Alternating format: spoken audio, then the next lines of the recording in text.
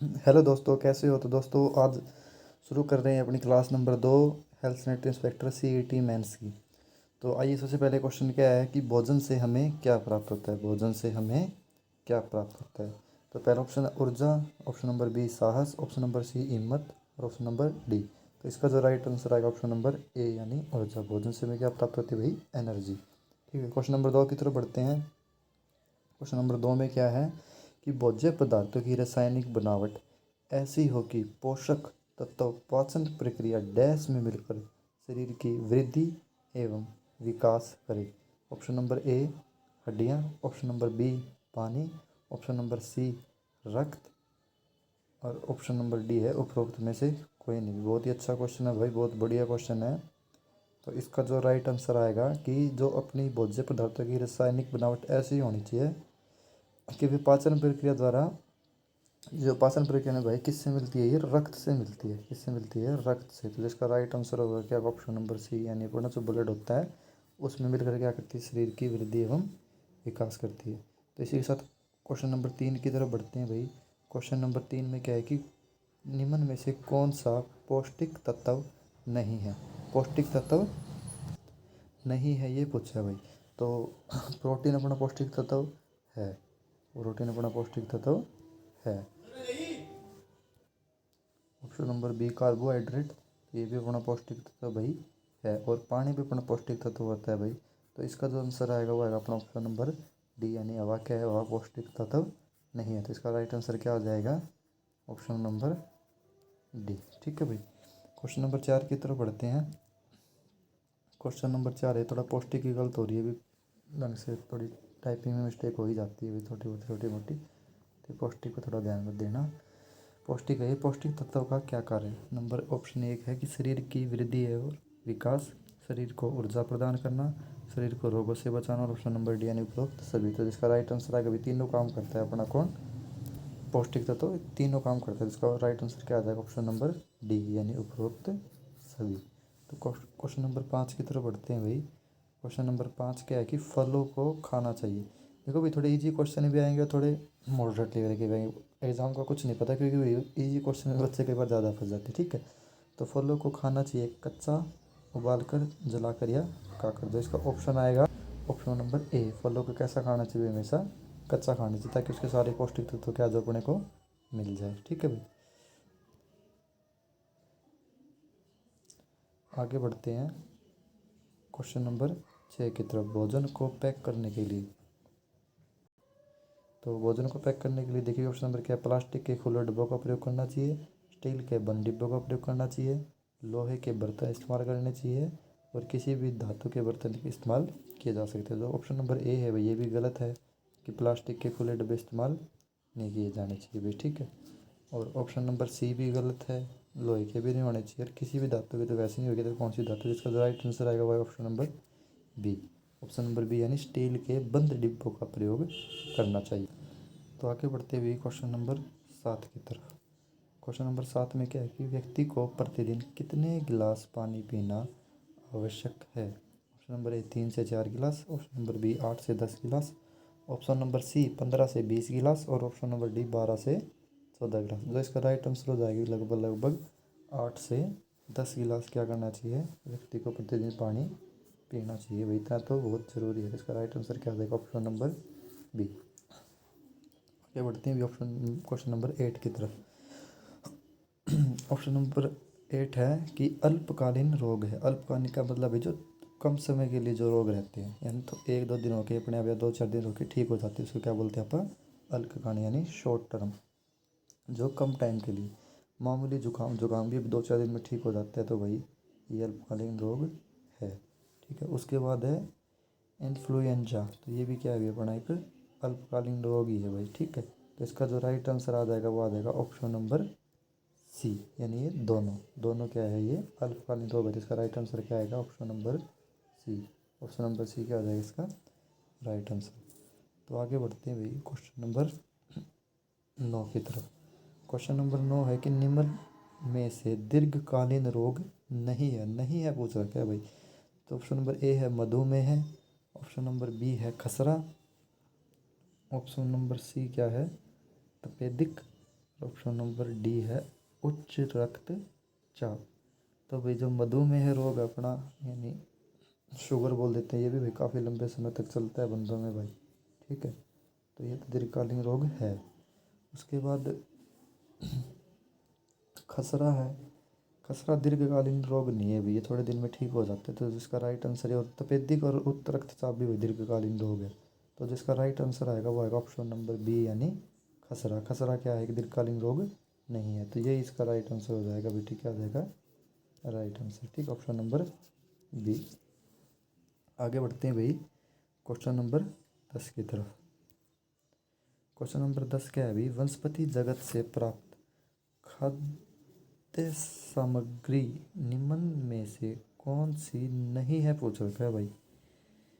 वनस्पति जगत से प्राप्त खाद्य सामग्री निम्न में से कौन सी नहीं है। तो ऑप्शन नंबर ए आलू ये है भाई, वनस्पति जगत से प्राप्त होती है। प्याज भी वनस्पति जगत से प्राप्त होता है, और ब्रोकली भी वनस्पति जगत से प्राप्त होता है। जो कलेजी है भाई, ये जानवरों से यानी जंतु जगत से प्राप्त होती है भाई, मांस बोलते हैं इसका अपना। तो इसका ऑप्शन नंबर सी क्या आएगा, right answer option number C, ठीक है भाई। आगे बढ़ते हैं क्वेश्चन नंबर 11 की तरफ। शहद के द्वारा मानव शरीर में किसकी मात्रा बढ़ाई जा सकती है। ये क्वेश्चन थोड़ा कन्फ्यूजन सा है कि लगभग लोग इसमें ऑप्शन नंबर ए को टिक करेंगे यानी सर्कल के, लेकिन तो ऐसा गलत है। इसका जो राइट आंसर आएगा वो आएगा ऑप्शन नंबर सी, यानी शहद के द्वारा मानव शरीर में रक्त की मात्रा बढ़ाई जा सकती है। रक्त बढ़ाता है कौन, सर शहद मानव शरीर में रक्त की मात्रा बढ़ाता है। तो इसका जो राइट आंसर आएगा वो आएगा ऑप्शन नंबर सी, यानी ब्लड की मात्रा जो क्या है बढ़ाता है, ठीक है। तो आगे बढ़ते हैं क्वेश्चन नंबर 12 की तरफ। पनीर का स्रोत है, यानी पनीर आता है, पनीर अपन जो खाते हैं सब्जी वाला, ये किससे प्राप्त होता है। तो वनस्पति जगत से भाई प्राप्त पनीर नहीं होता, पशु जगत से प्राप्त होता है भाई पनीर अपने को, ठीक है। दूध वगैरह से बनता है ना पनीर, तो किससे प्राप्त होता है, पशु जगत से। तो इसका राइट आंसर क्या आ जाएगा, ऑप्शन नंबर बी। आगे बढ़ते हैं ऑप्शन क्वेश्चन नंबर 13 की तरफ। क्वेश्चन नंबर 13 है कि यदि किसी 30 साल के व्यक्ति का वजन 60 किलो है तो उसके आहार में प्रोटीन की मात्रा कितनी होगी। 30 साल का व्यक्ति है अभी, 60 किलो वजन है उसका, ठीक है। तो जो इसका राइट आंसर आएगा अभी वो आएगा ऑप्शन नंबर सी, यानी 30 से 40 ग्राम। ऑप्शन नंबर सी यानी 30 से 40 ग्राम। देखो मैं बता देता हूँ थोड़ा सा, कि जो भी व्यक्ति 18 से ऊपर चला जाता है ना, यानी 18 प्लस हो जाता है, तो 18 प्लस बोलते हैं, 18 प्लस, तो उसको पर केजी उसको 0.50 ग्राम, 0.50 ग्राम, 0.50 ग्राम पर केजी पर ज़रूरत पड़ती है उसको प्रोटीन की, ठीक है भाई। यानी तो इसमें कहने का मतलब है कि 1 किलो वजन है ना उसका, 1 किलो व्यक्ति का वजन 1 किलो है, 18 से ऊपर की बात कर रहा हूँ मैं। तो उसको पर केजी पर 0.50 या फिर 0.5 बोल रहा हूँ ग्राम की क्या पड़ती है, जरूरत पड़ती है। यानी 1 किलो पर आधा ग्राम प्रोटीन, और ये भाई अप्रोक्सीमेट वैल्यू होती है, तो ठीक है।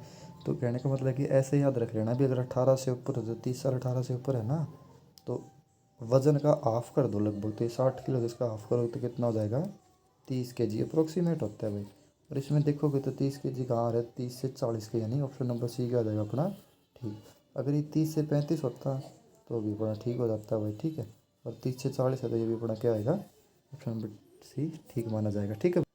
और 18 से पहले जो लगभग लगभग वैल्यू है जो अपने को प्रोटीन चाहिए होता है, वो चाहिए होता है 0.75 ग्राम, 0.75 ग्राम। ये बिल्कुल छोटे बच्चों को नहीं दे सकते, कभी 1 साल के बच्चे को वो 0.75 ग्राम दे दो, उनको तो 0.1 ग्राम भी काफ़ी होता है, ठीक है, 0.1 ग्राम। तो लगभग लोग ये मान के चलो कि 18 से थोड़ा बहुत कम, जैसे 16 17, ये जो भी चार्ट वगैरह देख लेना, गूगल पे आप चेक कर लेना। अगर आपको डिटेल इसकी वो चाहिए थ्योरी वाली बुक, तो एंड नोट्स बना रखे हैं भाई इसके, बिल्कुल प्रॉपर तरीके से क्या बना रखे हैं, एंड नोट्स, ठीक है। इसमें सब कुछ मेंशन है भी, कितना प्रोटीन चाहिए होता है, कितना कार्ब्स चाहिए होता है। तो आप हरियाणा में कहीं से भी हो तो कमेंट में अगर चाहिए तो आपको कमेंट कर देना, मैं आपसे कांटेक्ट कर लूँगा और आपको आपके एड्रेस पे पहुँचा दिए जाएंगे भैया, ठीक है। तो आगे बढ़ते हैं, आगे है क्वेश्चन नंबर 14, यानी दूध से पोषक तत्व प्राप्त होते हैं, यानी दूध से कौन सा पोषक तत्व प्राप्त होता है? तो नंबर ऑप्शन ए है कैल्शियम भी प्राप्त होता है भाई, दूध से बिल्कुल कैल्शियम प्राप्त होता है, कैल्शियम के लिए जाना जाता है दूध को। और प्रोटीन भी प्राप्त होता है दूध से, और फैट यानी वसा भी प्राप्त होती है। तो इसका ऑप्शन जो आएगा ऑप्शन नंबर डी, यानी सारे कुछ प्राप्त होते हैं। तो इसका राइट आंसर क्या हो जाएगा? Option number D. Option number D इसका क्या हो जाएगा? राइट आंसर हो जाएगा। ठीक है, अभी आगे बढ़ते हैं क्वेश्चन नंबर 15 की तरफ। क्वेश्चन नंबर 15 है कि शरीर को जिन पौष्टिक तत्वों की अधिक मात्रा में ज़रूरत होती है उन्हें क्या कहते हैं? देखो भाई, पौष्टिक तत्व भी अपने हिसाब से होते हैं भी। कुछ पौष्टिक तत्व ऐसे होते हैं जिनकी मात्रा ज़्यादा होती है, और कुछ पौष्टिक तत्व ऐसे होते हैं जिनके शरीर की मात्रा कम होती है, और कुछ तो ऐसे होते हैं कि इतनी कम होती है अगर ना भी लेंगे तो भी काम चला जाएगा।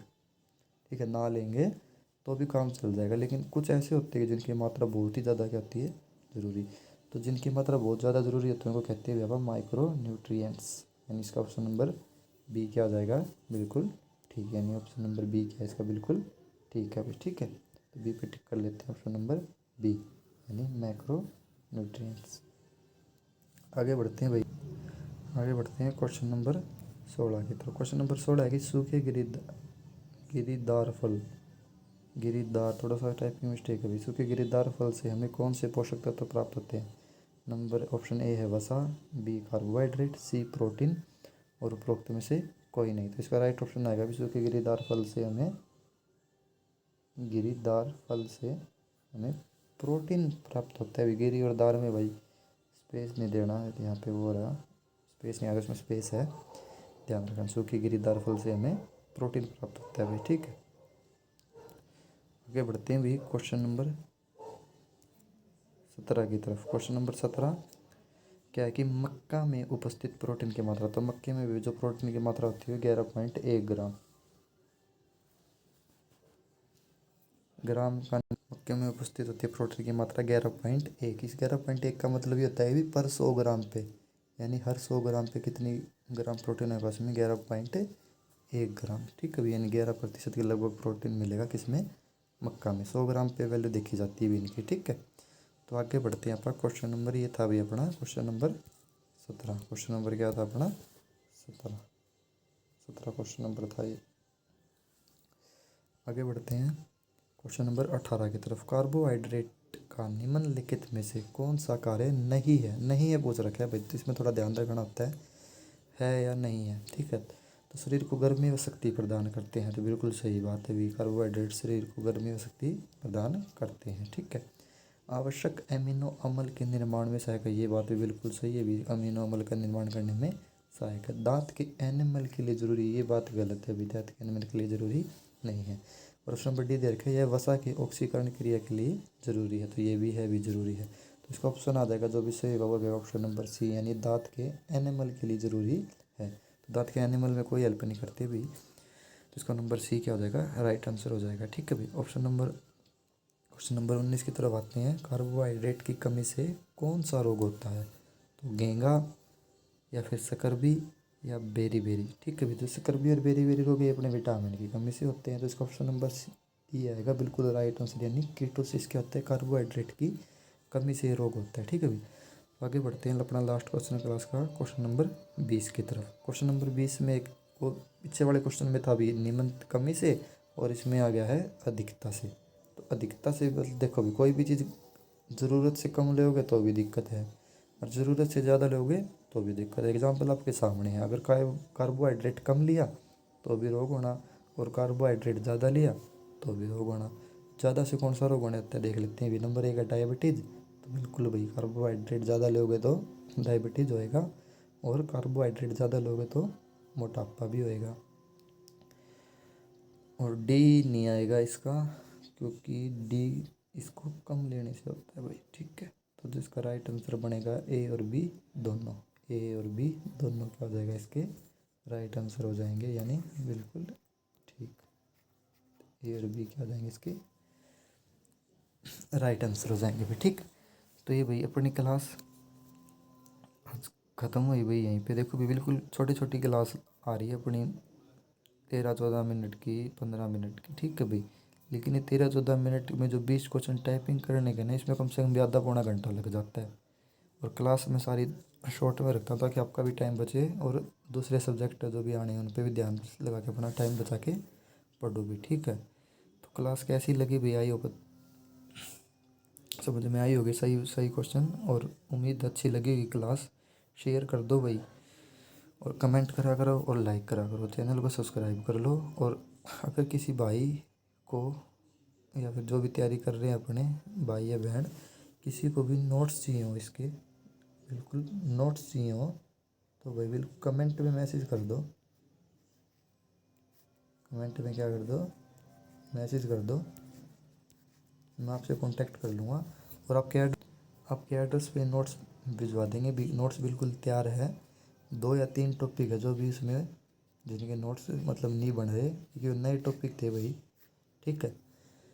तो वो अभी बना रहे हैं, लिख रहे हैं, उनको भी हाथों से दबा दब बिल्कुल तैयारी पूरी है। तो जिस भाई बहन को चाहिए हो, और ज़्यादा नहीं है, मेरे ख्याल में 150 पेज से कम ही है नोट्स अपने, एंड 150 पेज तक में है वे, ठीक है,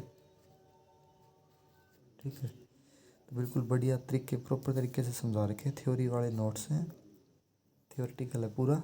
तो जिसको भी लेने हो मतलब भाई ले लो, वरना अपने ऑप्शन वाले टाइप क्वेश्चन अपने लगातार रेगुलर यहाँ पे चलते रहेंगे। लगभग आपको कोशिश रहेगी कि 1000 क्वेश्चन तो कम से कम करवा ही दूंगा भाई यहाँ पे, ठीक है।